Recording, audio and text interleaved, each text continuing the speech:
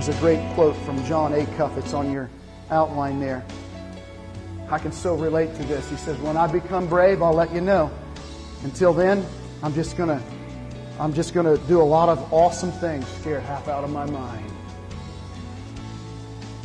That's where it starts.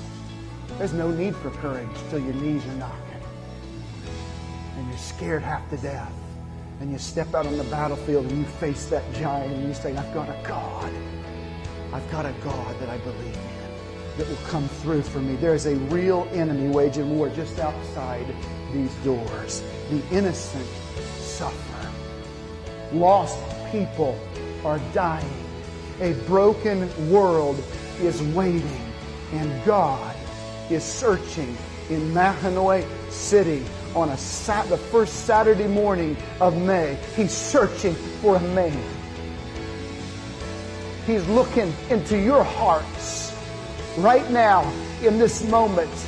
This is not some forgotten place on the planet today. God's eye is on this room and on you right now. And He knows that there are men in this world, in this room right now, that can make a difference in their home, in their family, in their community, in their church, at their job, at their school. He's searching for a man. All I need is one man, and I would have spared a nation. So I ask you, men, will you step forward as God looks down today on this gathering? Will you put your sword in the circle? I found this quote on Twitter this week earlier, knowing I was coming, from C.S. Lewis. Since it's so likely that children will meet cruel enemies, let them at least have heard of brave knights and heroic courage. There's some heroes in the making right here in this room today.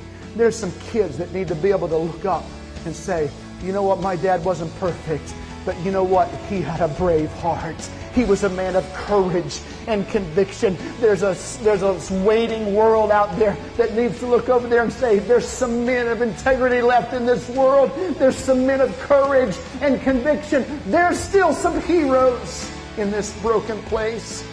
And I challenge you today to take a bold step in God's direction. You take a step in His direction, and He will transplant His brave heart into you. How many of you would like that today before you leave this place? I said, how many of you would like God to put His brave heart inside of you on this day?